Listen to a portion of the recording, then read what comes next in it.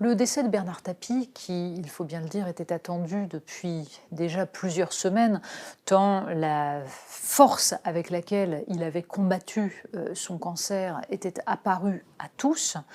ce décès a donné lieu à pléthore de commentaires dithyrambiques, ayant soin d'oublier les parts sombres du personnage, ou en tout cas concédant,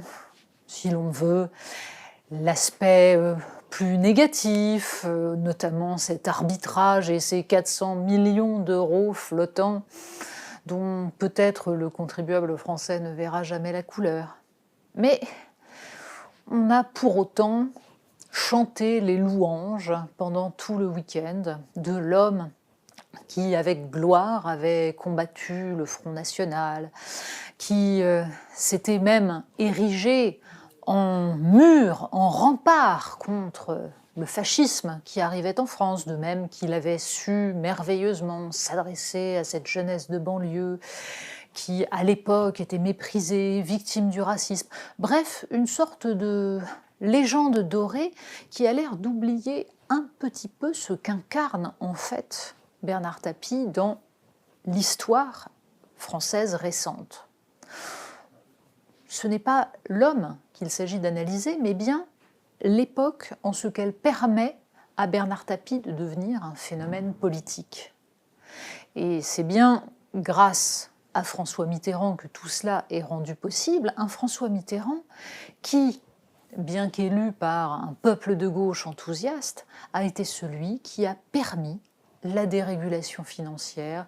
l'adaptation de la France à la mondialisation thatchérienne, réganienne qui avait lieu partout et que peut-être François Mitterrand, pendant quelques semaines, avait prétendu prendre à rebours.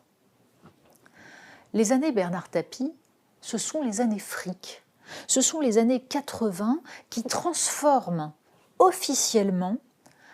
les restes de mai 68 en une espèce de débauche individualiste et consumériste. Les années Bernard Tapie, c'est la jonction entre la gauche fric de Canal+ et la droite fric de TF1. Et Bernard Tapie, c'est celui qui incarne cela, c'est le visage de cet argent décomplexé, de ce culte de la réussite à tout prix. Bref, c'est la destruction d'à peu près tous les fondements qui permettaient à la France de résister, de fournir des anticorps au capitalisme financiarisé. La lutte contre le Rassemblement national, la capacité à écouter les jeunes de banlieue, à leur plaire même, ce n'est que l'habillage. C'est justement l'aspect moralisateur, la façon dont on va construire un camp du bien qui permet absolument toutes les dérives. Alors, on peut reconnaître à Bernard Tapie son énergie extraordinaire, on peut lui reconnaître une volonté farouche, une intelligence des situations, la façon, par exemple, dont il a compris, à rebours de beaucoup d'autres, ce qu'était le mouvement des Gilets jaunes et dont il a su lui offrir, à sa manière, un moyen d'exister. Mais derrière cette intuition absolument indéniable, derrière cette capacité à sentir ce qu'est le peuple dans sa dimension sociologique, il y a bien cette fracture dans l'histoire de France qui est ce moment où tous les fondamentaux sont petit à petit abandonnés pour permettre ce qui aujourd'hui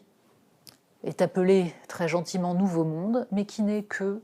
la déferlante, en fait, du néolibéralisme.